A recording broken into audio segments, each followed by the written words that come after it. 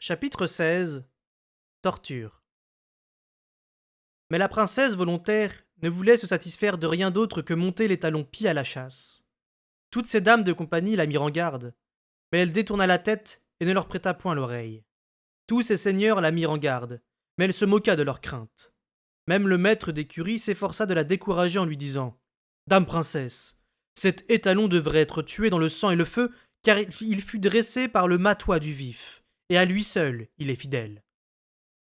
Alors la princesse entra en courroux et répondit ne sont-ce pas là mes écuries et mes chevaux, et n'ai-je pas le droit de choisir laquelle de mes bêtes monter? Tous se turent devant son ire, et elle ordonna qu'on scellât les talons pis pour la chasse. L'équipage se mit en route dans de grands abois de chiens et virevoltes d'oriflammes, et l'étalon pis la porta bien, l'emmena loin devant tous les champs, si loin qu'elle disparut à la vue des autres chasseurs. Alors, une fois la princesse volontaire à l'écart, par-delà les collines et sous les arbres verdoyants, l'étalon pie la conduisit de ci de là, tant et si bien qu'elle en fut égarée, et que le clabot des chiens ne fut plus qu'écho dans les vallons. Enfin, elle s'arrêta près d'un rufret pour s'y désaltérer, mais quand elle se retourna, voici que l'étalon pie avait disparu, et qu'à sa place se tenait Matois du Vif, aussi tacheté que sa bête de vif. Alors, il la prit comme l'étalon prend la jument, si bien qu'avant la fin de l'an, elle devint grosse. Et quand ceux qui assistaient à la naissance virent l'enfant, tout tacheté du visage et des épaules, ils s'exclamèrent d'effroi, et, quand la princesse volontaire le vit à son tour, elle cria, et son âme s'échappa dans le sang, et l'humiliation, car elle avait porté l'enfant de vif de Matois. Ainsi naquit le prince Pi, qui, par sa naissance, apporta au monde la terreur et la honte. La légende du prince Pi.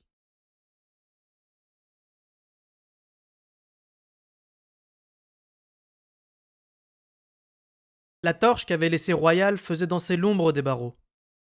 Je restais quelque temps à la contempler, l'esprit vide, sans espoir. La conscience de ma mort prochaine m'engourdissait l'entendement. Puis, peu à peu, mon esprit se remit en route, mais dans la plus grande confusion. Qu'Étriquenne sans cheval. Était-ce de cela qu'Imbre avait tenté de me prévenir? Que Royal savait-il à propos des chevaux? Était-il au courant de la destination de la reine? Comment Burich avait-il évité de se faire repérer? Mais y était-il parvenu en réalité? Ne risquais-je pas de le croiser dans la salle de torture? Royal soupçonnait-il Patience d'avoir pris part au plan d'évasion? Dans ce cas, se contenterait-il de l'abandonner à Castelcerre ou chercherait-il une vengeance plus directe? Quand les hommes de Royal viendraient me chercher, résisterais-je? Non. Je les suivrais avec dignité. Non. Je tuerais à main nue autant de ces spassadins de l'intérieur que possible. Non. Je les accompagnerais sans rien dire et j'attendrais l'occasion de tuer Royal. Il serait là, je le savais, pour me regarder mourir. La promesse faite à Subtil de ne pas m'en prendre à sa famille, elle ne me liait plus. Si, personne ne pouvait me sauver. Je ne me demandais même plus si Imbre interviendrait, si Patience pouvait y faire quoi que ce soit. Une fois que Royal m'aurait arraché des aveux, me garderait-il en vie pour me faire pendre et écarteler en place publique? Oui, bien sûr. Pourquoi se priver de ce plaisir? Patience viendrait-elle me voir mourir? J'espérais que non. Peut-être Brodette saurait-elle l'en empêcher. J'avais jeté ma vie aux orties. Je m'étais sacrifié pour rien. Enfin, j'avais au moins tué Sereine et Justin. Cela en valait-il la peine? Ma reine s'était-elle échappée ou se cachait-elle encore entre les murs du château? Était-ce ce qu'Imbre cherchait à me communiquer? Non. Mon esprit pataugeait dans mes pensées comme un rat tombé dans une barrique d'eau de pluie. J'aurais voulu avoir quelqu'un, n'importe qui, à qui parler. Je m'efforçais de réfléchir calmement, rationnellement, et finis par trouver une prise. Œil de nuit. Il avait dit les avoir emmenés, les avoir guidés jusqu'à Burich. Mon frère? Je me tendis vers lui. Je suis là. Je suis toujours là. Raconte-moi l'autre nuit.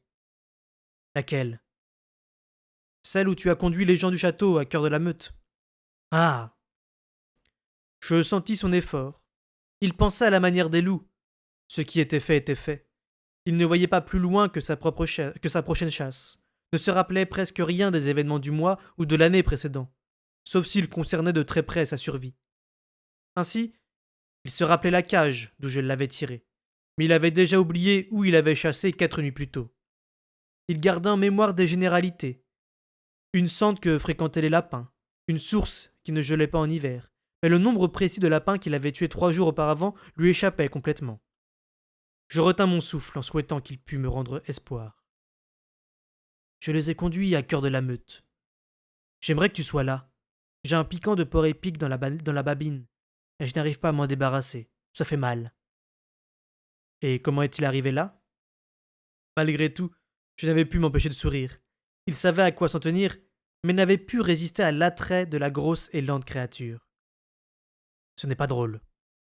Je sais. De fait, ce n'était pas drôle. Méchamment barbelé, le piquant ne pouvait que s'enfoncer en envenimant la plaie, au point d'empêcher Œil de Nuit de chasser. Je me penchai sur son problème car, je le savais, tant que je ne l'aurais pas résolu, il ne parviendrait à se concentrer sur rien d'autre. Cœur de la Meute te l'enlèverait si si tu le lui demandais poliment. Tu peux avoir confiance en lui. Il m'a poussé quand je lui ai parlé. Mais ensuite, il m'a parlé. Ah? Je perçus le cheminement de son esprit qui remontait lentement le fil de ses pensées. L'autre nuit, quand je les ai guidés jusqu'à lui, il m'a dit: Amène-les-moi ici, pas au trou du renardier. Montre-moi l'endroit. C'était plus difficile pour lui, mais il s'y efforça, et se rappela le bord de la route, déserte sous les rafales de neige. Hormis Buriche à cheval sur Rousseau et tenant Suie par la bride, j'entrevis la femelle et le sans-odeur, comme il appelait Kétriken et le fou. Il se souvenait bien d'Imbre, surtout à cause d'un gros œuf de bœuf qu'il lui avait remis avant leur séparation. Ont-ils parlé entre eux? Beaucoup trop. Je les ai laissés japper entre eux, et je suis parti. J'eus beau l'interroger, il ne put m'en dire davantage. Mais au moins, je savais que les plans avaient été radicalement modifiés à la dernière minute. Étrange. J'avais été prêt à donner ma vie pour Kétriken, mais, tout bien considéré, je n'étais pas sûr d'apprécier de donner ma jument.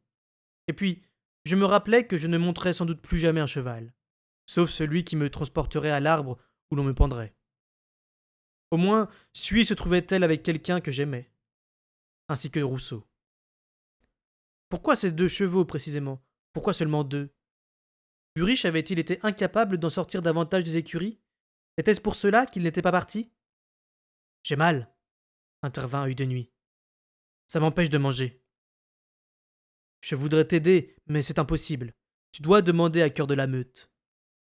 Tu ne peux pas lui demander? Toi, il ne te pousse pas. Je souris.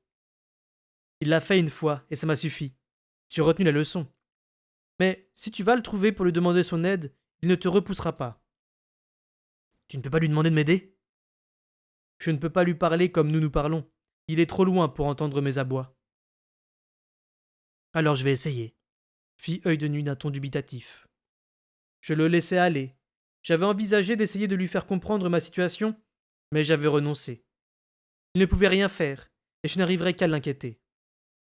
Œil de Nuit dirait à Buriche que je le lui avais envoyé. Ainsi Buriche me saurait-il toujours en vie. Je n'avais pas grand-chose d'autre à lui transmettre qu'il ne sût déjà. Le temps passa lentement. Je le mesurais par tous les petits moyens à ma disposition. La torche finit de se consumer, la garde fut relevée, quelqu'un me glissa de l'eau et de la nourriture par la trappe de ma porte. Je n'avais rien demandé. Cela signifiait-il qu'une longue période s'était écoulée depuis mon dernier repas? Les gardes furent à nouveau relevés. Les nouveaux, un homme et une femme, étaient bavards. Mais ils parlaient à voix basse et je ne percevais que leurs chuchotements indistincts et leurs éclats de rire. Sans doute quelques remarques grivoises qui pimentaient leur marivaudage. Ils s'interrompirent soudain. Quelqu'un arrivait. J'entendis des murmures bas et respectueux, et une boule de glace se forma au creux de mon estomac. Sans bruit, je me levai, me collai à la porte et jetai un coup d'œil au poste de garde. Il approchait comme une ombre dans le couloir, en silence, mais sans furtivité, avec ses dehors effacés. Il n'en avait nul besoin. Jamais je n'avais vu l'art aussi employé. Je sentis les poils de ma nuque se hérisser lorsque Guillot s'arrêta devant ma porte et me regarda. Il ne dit rien, et je n'osais pas ouvrir la bouche. Le simple fait de lui rendre son regard lui fournissait déjà une trop grande ouverture sur moi. Pourtant, je redoutais de détourner les yeux. L'art le nimbait comme une aura de vigilance. Je me fis tout petit au fond de moi-même, ramena à moi toutes mes émotions, toutes mes pensées, et dressai mes murs aussi vite que je le pus, tout en sachant que ses protections c'est que ses protections même lui en disaient long sur moi. Pour lui, mes défenses constituaient un moyen de me déchiffrer. Pendant que je sentais la peur me dessécher la bouche et la gorge, une question me vint. D'où sortait-il? Qu'est-ce qui pouvait avoir tant d'importance aux yeux de Royal pour qu'il confie le travail à Guillot au lieu de l'utiliser à s'assurer la couronne? Le bateau blanc. La réponse était montée du tréfonds de moi, fondée sur des rapprochements si loin enfouis que j'étais incapable de les exhumer. Mais je ne la mis pas en doute. Je le regardais en le considérant en conjonction avec le bateau blanc. Il fronça les sourcils et je sentis la tension entre nous grandir, l'art forcé contre mes frontières. Il ne me griffait pas, ni ne me tiraillait comme l'avaient fait Sereine et Justin. La meilleure comparaison serait un affrontement à l'épée, où chacun mesure la puissance d'assaut de son adversaire.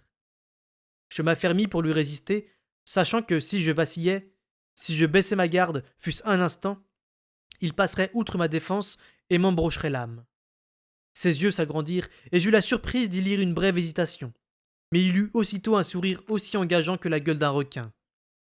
Ah, souffla-t-il. Il paraissait content. Il s'écarta de ma porte et s'étira comme un chien indolent. Ils t'ont sous-estimé, mais je ne commettrai pas la même erreur. Je sais bien l'avantage qu'on acquiert lorsque l'adversaire fait cette faute. Puis il partit, ni brusquement, ni lentement, mais comme la fumée disparaît à la brise. Là, un instant, évanoui le suivant. Je retournai m'asseoir sur mon banc, pris une grande inspiration et la relâchai peu à peu pour apaiser mes tremblements. J'avais la sensation d'avoir passé une épreuve et, cette fois, au moins, de l'avoir réussi. Je m'adossai à la pierre froide du mur et jetai un coup d'œil en direction de la porte. Sous les lourdes paupières, le regard de Guillaume me transperça. Je me redressai si violemment que ma blessure à la jambe se rouvrit. J'observai le Judas. Rien. Il avait disparu. Le cœur battant et malgré moi, je m'approchai de l'ouverture et scrutai le couloir. Je ne vis personne. Je ne parvins pas pour autant à me convaincre qu'il était parti. Je regagnai mon banc en boitant et me rassis en m'emmitouflant dans le manteau de Brondy. Je surveillais le Judas en quête d'un mouvement, d'une modification de la lumière ombreuse que projetait la torche, d'un signe quelconque qui trahit la présence de Guillot, mais ne décelait rien. J'avais envie de tendre mon art et mon vif pour voir si j'arrivais à le percevoir, mais je n'osais pas. Impossible de me risquer hors de moi-même sans laisser la voie libre à qui voulait m'atteindre. J'établis mes protections autour de mes pensées, puis recommençai quelques instants plus tard pour plus de sûreté. Puis, plus je m'efforçais au calme, plus l'effroi était violent quand il me saisissait. J'avais craint la torture physique, mais à présent, la sueur aigre de la peur me ruisselait sur les côtes et le visage quand je songeais à tout ce que Guillot pourrait m'infliger s'il passait outre mes murailles. Une fois qu'il se trouverait dans ma tête, il m'obligerait à me présenter devant les ducs réunis pour leur narrer en détail comment j'avais tué le roi subtil. Royal avait inventé pour moi un sort pire qu'une simple exécution. J'irai à la mort après m'être reconnu lâche et traître, et je me traînerai à ses pieds pour implorer publiquement son pardon. Il dut s'écouler une nuit. Je ne fermais pas l'œil, sinon pour m'assoupir et me réveiller aussitôt en sursaut d'un rêve où des yeux me guettaient par le Judas. Je n'osais même pas chercher le réconfort d'un contact avec œil de nuit, et j'espérais qu'il s'en abstiendrait de son côté. Je sortis d'une de ces périodes d'assoupissement tressaillant. J'avais cru entendre des bruits de pas dans le couloir. Les yeux me piquaient, j'avais la migraine à force de rester en alerte, et la tension me nouait les muscles. Je demeurai sans bouger sur mon banc pour conserver mes dernières forces. La porte s'ouvrit à la volée, un garde avança une torche dans ma cellule. Puis entra prudemment, 2 autres l'imitèrent. « Debout !» aboya l'homme à la torche.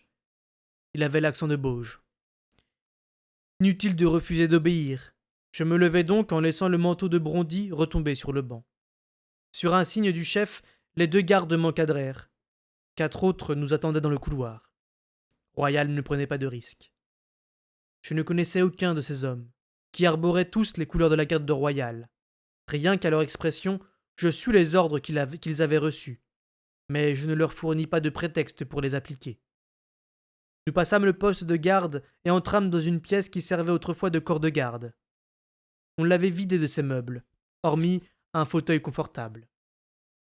Dans chaque applique brûlait une torche, et la salle baignait dans une lumière vive qui blessait mes yeux habitués à la pénombre. Les gardes me laissèrent debout au milieu de la salle et allèrent en rejoindre d'autres alignés le long des murs. Par habitude plus que par espoir, j'évaluai ma situation. Je comptais 14 gardes, ce qui me parut excessif, même pour moi. Les 2 portes étaient closes. Nous restâmes sans bouger. Demeurer debout, immobile, dans une pièce crûment éclairée, entourée d'hommes hostiles, constitue une forme de torture méconnue. J'essayai de me détendre, de déplacer discrètement mon poids d'une jambe sur l'autre, mais je me fatiguai vite. Je fus effrayé de découvrir avec quelle rapidité la faim et l'inactivité m'avaient affaibli. Et c'est presque avec soulagement que je vis la porte s'ouvrir enfin. Royal entra, suivi de Guillot qui protestait à mi-voix. « Pas nécessaire, il me suffirait d'encore une nuit avec lui. »« Je préfère ceci, » répliqua Royal d'un ton acide. Guillot s'inclina sans rien dire. Royal s'assit et Guillot prit place derrière lui, à sa gauche. Le prince m'observa un instant, puis se laissa aller négligemment contre le dossier de son fauteuil, pencha la tête sur le côté et soupira. Puis il leva l'index et désigna un homme. « Toi, Pen, ne lui casse rien. Quand nous aurons ce que nous voulons, il faut qu'il soit présentable. C'est bien compris ?» Avec un bref hochement de tête, Pen se débarrassa de son manteau d'hiver et de sa chemise. Les autres le regardaient avec des yeux de pierre. Un conseil qu'Imbre m'avait donné longtemps auparavant me revint. On peut tenir plus longtemps sous la torture si on se concentre sur ce qu'on veut dire plutôt que sur ce qu'on refuse de révéler. J'ai entendu des hommes répéter sans cesse la même phrase bien longtemps après qu'ils ne pouvaient plus entendre les questions. En se focalisant sur ce qu'on accepte de dire, on a moins de chances de laisser échapper ce qu'on ne veut pas avouer. Mais ce conseil, tout théorique, risquait de ne guère m'aider. Royal ne paraissait pas avoir de questions à poser. Pen était plus grand et plus lourd que moi, et il ne se nourrissait probablement pas que de pain et d'eau. Il pratiqua quelques exercices d'assouplissement comme si nous allions participer à un concours de lutte de la fête du printemps. Je l'observais sans bouger. Il croisa mon regard et un sourire étira ses lèvres minces au point d'en être inexistantes. Puis il enfila une paire de mitaines en cuir. La séance n'était donc pas improvisée. Il s'inclina devant Royal qui hocha la tête. « Que se passe-t-il »« Tais-toi » ordonnai-je à œil de nuit. Mais, comme Pen s'avançait sur moi, je sentis ma lèvre supérieure se retrousser pour découvrir mes dents. J'évitai son premier coup de poing, lui en portai un, puis reculai devant un moulinet. Je me déplaçai avec l'agilité du désespoir. Je n'avais pas prévu d'avoir une chance de me défendre, mais au contraire de me faire torturer, pieds et poings liés. Naturellement, il y aurait tout le temps d'y venir. Royal n'était pas pressé. Ne pas y penser. Je n'avais jamais été doué pour ce genre de combat. Ne pas y penser non plus. Le poing de Pen m'érafla la joue, y laissant une douleur cuisante. Prudence, prudence. Soudain, comme j'essayais de l'amener à ouvrir sa garde pour prendre sa mesure, l'art fondit sur moi. Je chancelai sous l'assaut de Guillot, et Pen me porta ses 3 coups suivants sans effort, à la mâchoire, la poitrine et la pommette. Tous rapides, francs et massifs. Le style d'un homme qui a beaucoup pratiqué, et le sourire d'un homme qui se fait plaisir. Suivit une période où le temps était absent. Je ne pouvais à la fois me protéger de Guillot et me défendre contre les coups de Pen.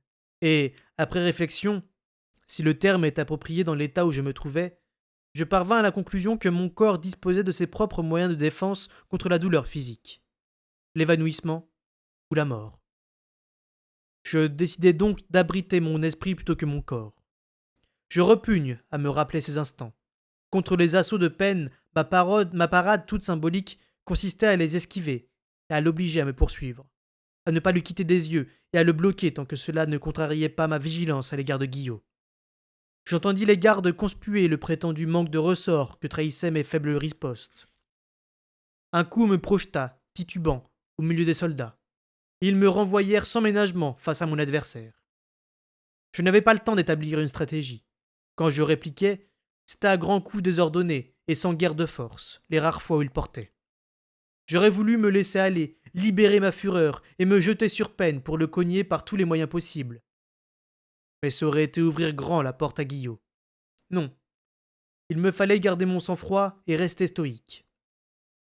Comme Guillot augmentait sa pression sur moi, Pen voyait sa tâche s'alléger, et pour finir, je n'eus plus qu'une alternative.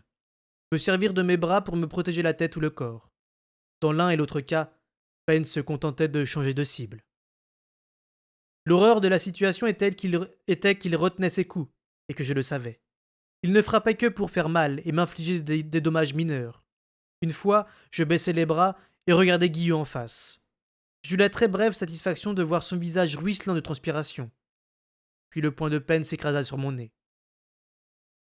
L'âme m'avait un jour décrit le bruit qu'il avait entendu quand il s'était fait casser le nez au cours d'une bagarre. Mais les mots ne rendaient pas justice au fait lui-même.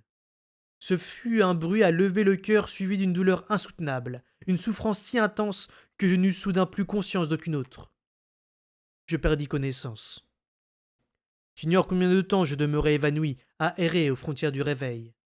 Quelqu'un m'avait retourné sur le dos, puis s'était redressé après m'avoir examiné. L'âne est cassé, annonça-t-il. Peine.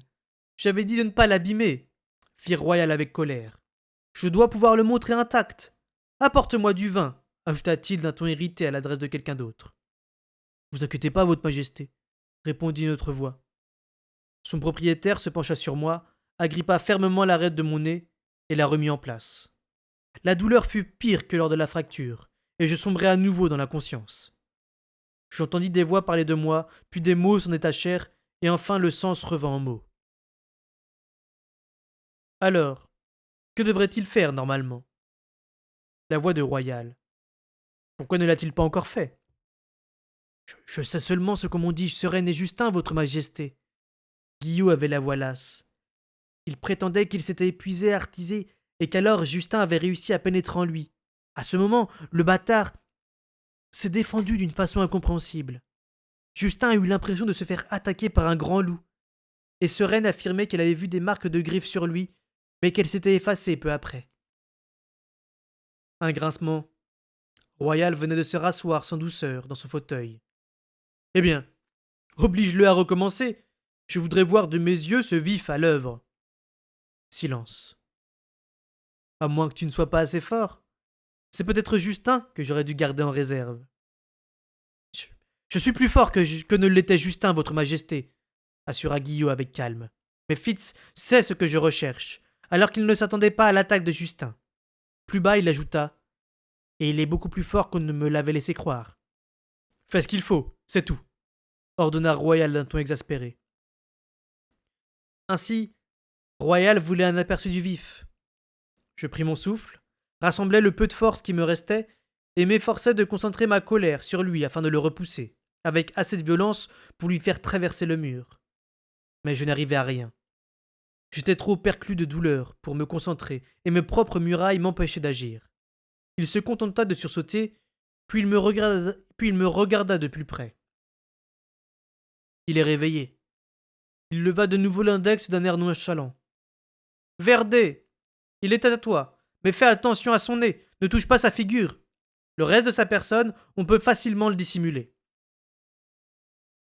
Verdé entreprit de me mettre debout, puis de me jeter à terre à coups de poing. Je me lassais de ce jeu longtemps avant lui. Le sol m'infligeait autant de dégâts que ses poings. Je n'arrivais pas à me tenir droit ni à lever les bras pour me protéger. Aussi, me renfonçai-je en moi en me faisant de plus en plus petit, et je demeurai ainsi tapi jusqu'à ce que la souffrance me force à ressortir de moi-même et à me battre. En général, juste avant que je perde connaissance. Je remarquai autre chose. Le plaisir de Royal. Il ne voulait pas me ligoter et me faire mal. Il voulait me voir me débattre, essayer en vain de rendre les coups. Il surveillait aussi ses gardes, sans doute pour repérer ceux qui détournaient les yeux de son divertissement. Il se servait de moi pour prendre leurs mesures. J'essayais de rester indifférent à cette délectation. Seul comptait de maintenir mes murailles dressées et d'empêcher Guillot d'entrer dans ma tête. Telle était la bataille que je devais remporter. Quand je me réveillai pour la 4e fois, j'étais étendu par terre dans ma cellule. C'était un bruit effrayant, à la fois gargouillant et sifflant, qui m'avait tiré de l'inconscience. Le bruit de ma respiration. Je demeurai quelque temps sans bouger, puis je levai la main et, à tâtons, tirai le manteau de Brondy qui tomba en me recouvrant partiellement. Après quoi, je restai immobile. Les gardes avaient suivi les consignes de Royal. Je n'avais rien de cassé.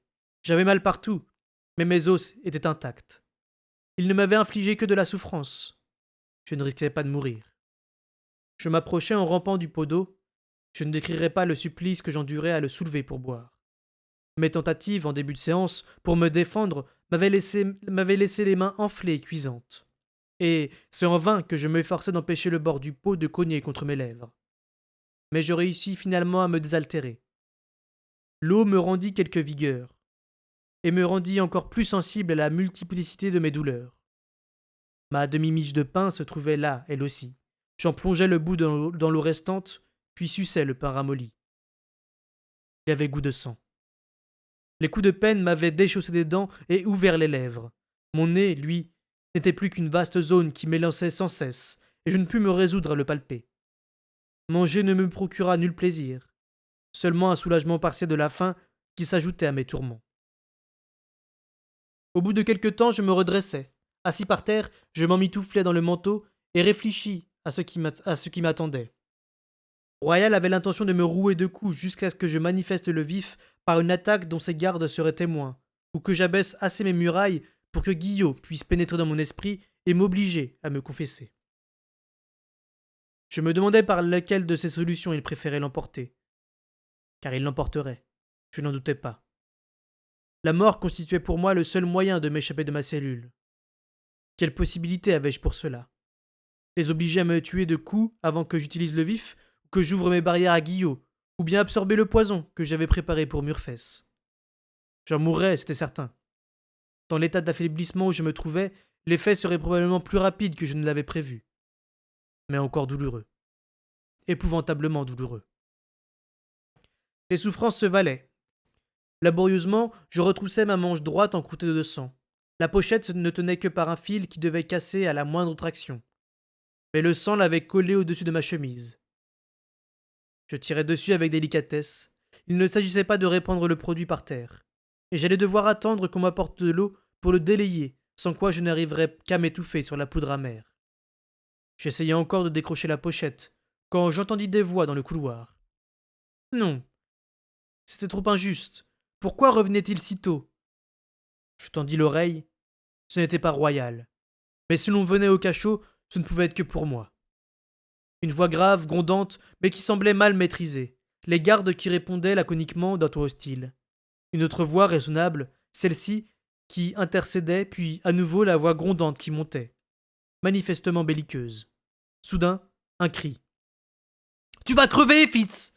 On va te pendre au-dessus de l'eau et on va brûler ton cadavre !» C'était la voix de Buriche. Étrange mélange de colère, de menace et de chagrin. « Emmenez-le !» Une des gardes qui s'exprimait à présent de façon audible, à son accent, elle était de l'intérieur. « Je m'en occupe, je m'en occupe. » Je connaissais cette voix. C'était celle de l'âme. Il a un peu trop bu, c'est tout. Il a toujours été comme ça. Et le gosse a été son apprenti pendant des années aux écuries. Tout le monde dit qu'il aurait dû se douter de quelque chose, et même qu'il savait, mais qu'il n'a rien fait. « Ouais !» intervint Burige d'un ton furieux. « Et maintenant j'ai plus de boulot, bâtard! Fini le blason au cerf pour moi, mais ça m'est bien égal, par le cul d'elle! Y a plus de chevaux! Les meilleurs chevaux que j'avais dressés, ils sont tous dans l'intérieur, maintenant, vendus à des crétins pour une bouchée de pain. Plus de chiens, plus de faucons. Reste plus que des avortons et 2 ou 3 moulets. Pas un seul chevaux digne de ce nom. » Il s'approchait tout en parlant, et il y avait de la folie dans sa voix. Je me redressai en m'appuyant à la porte, puis m'accrochai au barreau.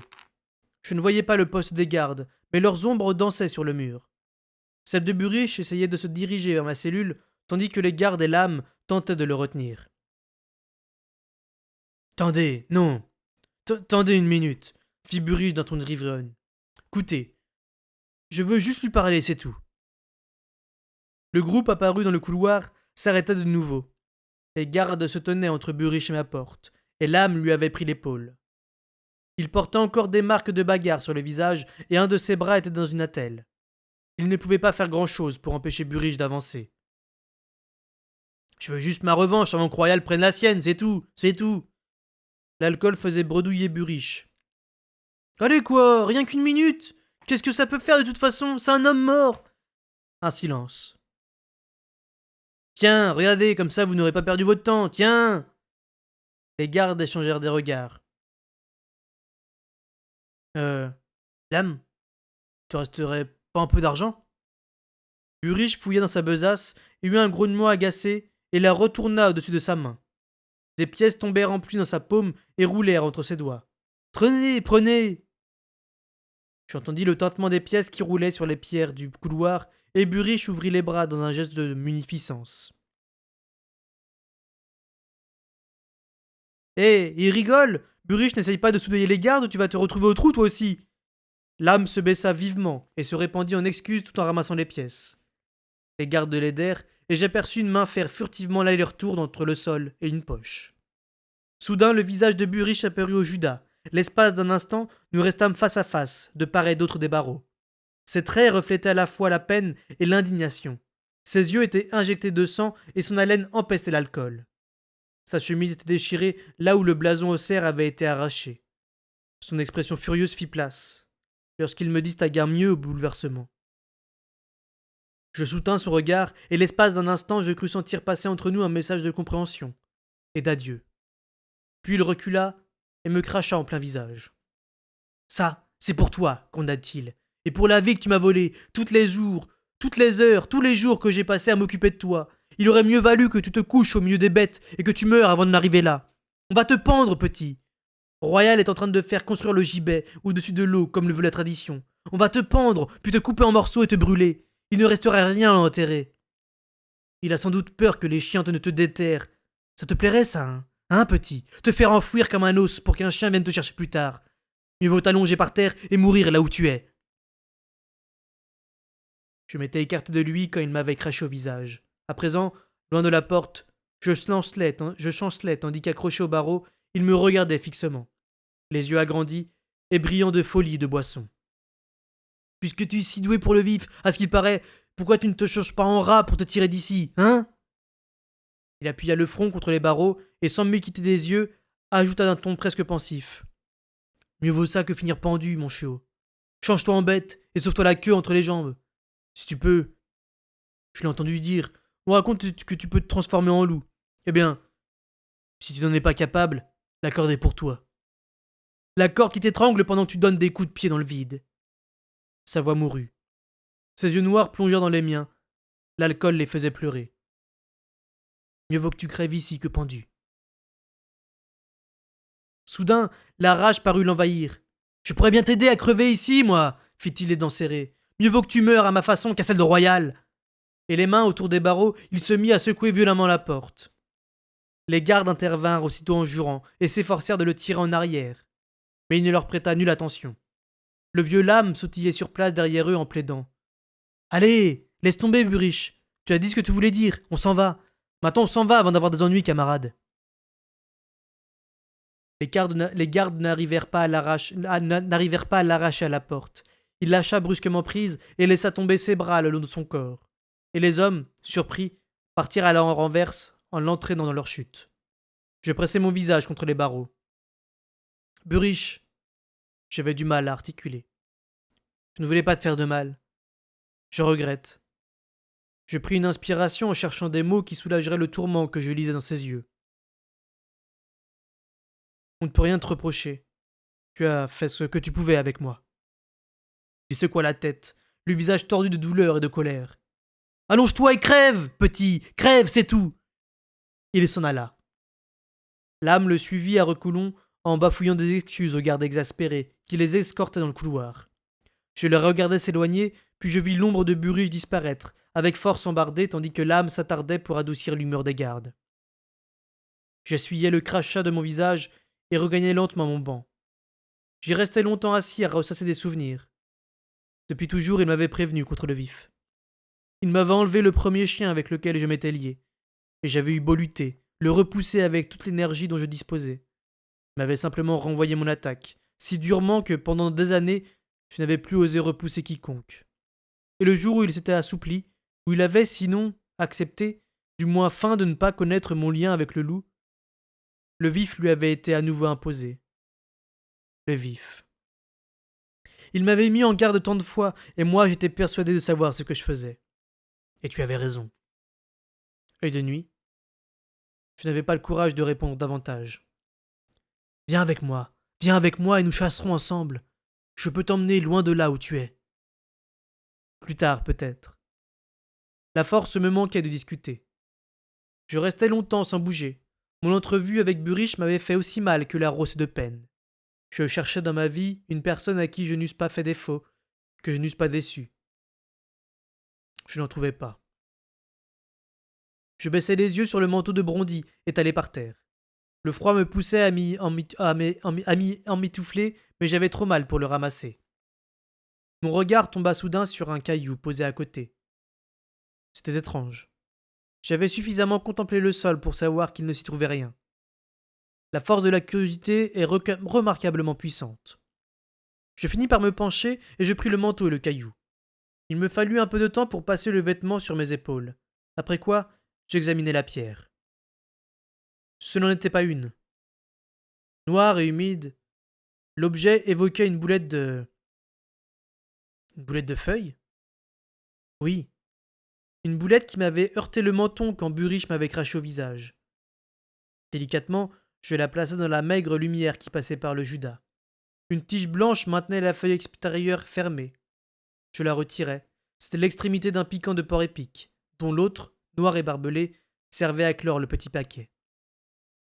Ouverte, la feuille révéla une boulette brune et collante que je reniflai prudemment.